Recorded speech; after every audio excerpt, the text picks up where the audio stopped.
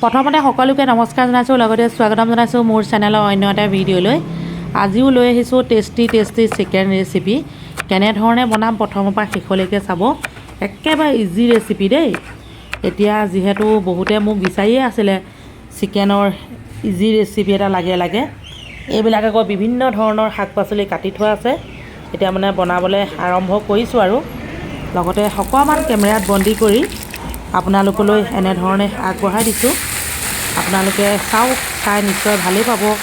শেষত জনাবলৈ নাপাহৰিব আৰু দেই আজি চিকেনৰ ৰেচিপিটো কেনেকুৱা লাগিলে। এইবিলাক আকৌ মানে আমাৰ হোটেলৰ ৰেচিপি বনাই আছোঁ, ভাবিলোঁ অকণমান কেমেৰাত বন্দী কৰি আজি যিটো ব্লগ আপোনালোকলৈ আগবঢ়াইছোঁ চিকেনৰ, সেইটো লগতে যোগ কৰি দিওঁ। নিমখ হালধি জোখমতে দি দিছোঁ। লগতে আমাৰ মানে হেল্পাৰ আছে দেই, অকলে বনাই থকা নাই বাৰু। মই মানে চিকেনৰ ৰেচিপিটোহে অকলে বনাম বুলি ভাবিছোঁ। বাকীবোৰত অকণমান যোগালীক লগাই দিছোঁ। মানে ইটো সিটো কৰিবলৈ লাগে আৰু দিয়কচোন। বিশেষকৈ হোটেলখনত বহুত কিবাকিবি বনাব লাগে, দিনটো দুবাৰ তিনিবাৰ বনাব লাগে জানেনে। সেয়েহে এতিয়া অলপ চয়াবিন মানে মিক্স কৰি দিছোঁ। এইখিনি আকৌ আগতীয়াকৈ গৰম পানী ধুনীয়াকৈ ধুই লৈছোঁ দেই। মানে আধা ঘণ্টামান তিয়াই থ'লোঁ, তাৰপৰা গৰম পানী দুবাৰ চেপি ধুই লৈছোঁ চয়াবিনখিনি। ভালকৈ নুধুলে মানে তাত বহুত কিবাকিবি মানে দৰৱ মিহলাই থকা থাকে আৰু ন, বহুত দিনলৈ ভাল হৈ থাকিবলৈ। সেয়েহে মানে গৰম পানী ধুব লাগে, ভালকৈ একদম চেপি ল'ব লাগে। তেলতে অকণমান দেৰি এনেধৰণে ভাজি লোৱা হয়। তাৰপৰা আপোনালোকক দেখুৱাইছোঁ, অলপ গৰম পানী যোগ কৰি দিয়া হ'ল। কি ধুনীয়াকৈ উতলি আছে চাওক। একদম ধুনীয়া গোন্ধ এটা মাৰিছে দেই। হৈছে আৰু এনেকুৱাতে কি দিব লাগিব জানেনে, কেঁচা ধনিয়া পাত কাটি আছিলোঁ যে আপোনালোকে অকণমানকৈ দেখিছিলে কাটি থকা, নহয়নে বাৰু। কি ধুনীয়া গোন্ধাইছে, ক'বলৈ ভাষা নাই। এতিয়া ধনিয়া পাত দি দিলোঁ, বাছ এইটো ৰেচিপি ইমানতে হৈ গ'ল। বাকী ৰেচিপি লৈ আহিছোঁ মানে আজি chicken recipe, easy chicken recipe. আপোনালোকে চাই থাকক, ধুনীয়াকৈ আপোনালোকেও বনাব পাৰিব। এতিয়া বনাবলৈ লৈছোঁ একেবাৰে গাঁৱলীয়া ষ্টাইলত চিকেন। আলু মাংসৰ জোখমতে লৈ ল'লোঁ। মাংস আছে 1.5 কিলো, আলু আছে 1 কিলো। ইয়াত নিমখ হালধি জিৰা গুড়া ৰেড চিলি, এয়া হৈছে মাংসত দিয়া মছলা। গোটেইখিনি ইয়াতে মিশ্ৰণ কৰি দিলোঁ। ধুনীয়াকৈ এতিয়া মেৰিনেটটো কৰি অকণমান সময় থৈ দিম।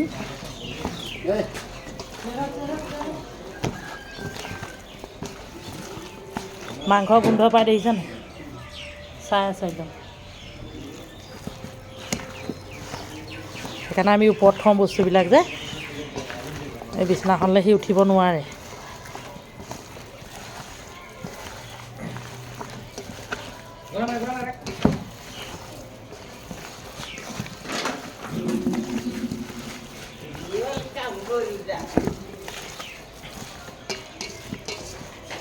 ধুনীয়াকৈ এনেকৈ থৈ দিম। এতিয়া আধা ঘণ্টা এনেকৈ থৈহে পাছতহে বনাম আৰু।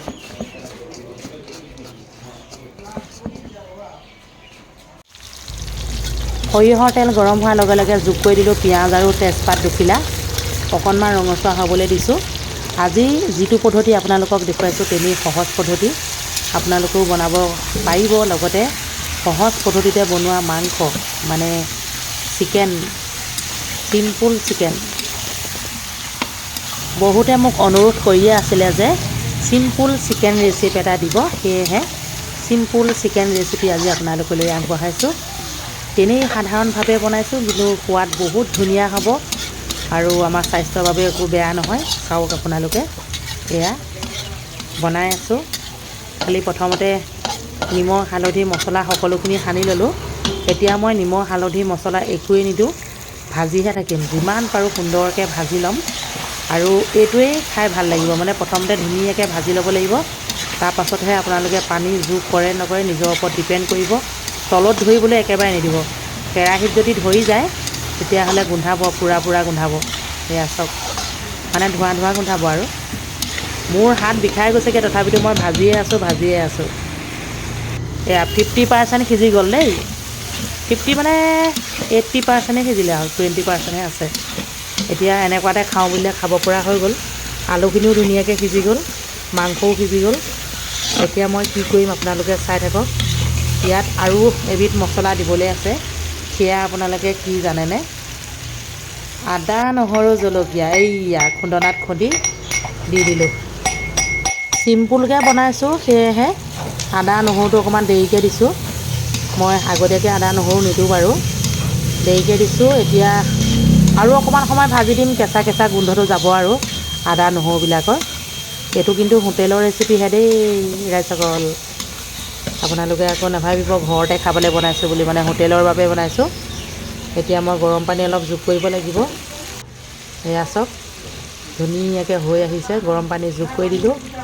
আৰু গৰম পানীহে দিব লাগে, মানে মাছেই হওক মাংসই হওক আৰু লগতে আপোনাৰ বেলেগ ৰেচিপি হ'লেও গৰম পানীটো যোগ কৰিলে কি হয় জানেনে, তাৰ দুগুণে বাঢ়ে, সোৱাদটো মানে দুগুণে বাঢ়ি যায়। সেয়েহে পৰাপক্ষত গৰম পানী দিব লাগে। এয়া হৈছে আৰু এতিয়া কেঁচা কেঁচা ধনিয়া পাত দি দিছোঁ। কেঁচা কেঁচা ধনিয়া পাত দিয়াৰ পাছত গেছটো লাহেকৈ অফ কৰি দিব লাগিব। এয়া এতিয়া যিহেতু ধনিয়া একদম এভেইলেবল ধনিয়া নহয়নে, ঠাণ্ডা দিনৰ এটা বৰ সুন্দৰ ৰেচিপি আগবঢ়াইছোঁ। মই মোৰ হোটেলৰ কাৰণে বনাইছোঁ, আপোনালোকে ঘৰত বনাই খাব পাৰে।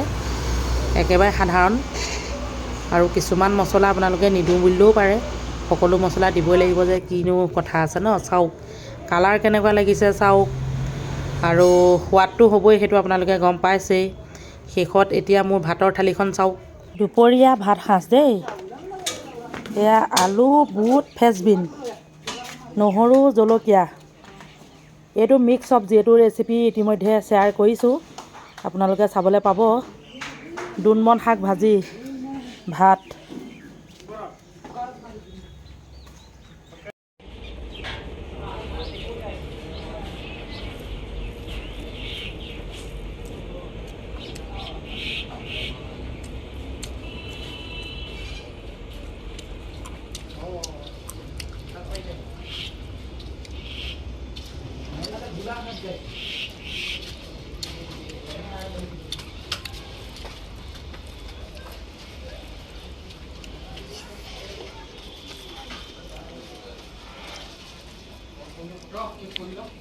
মাইনা তালে ফোনটো কৰি লওঁ পটককৈ।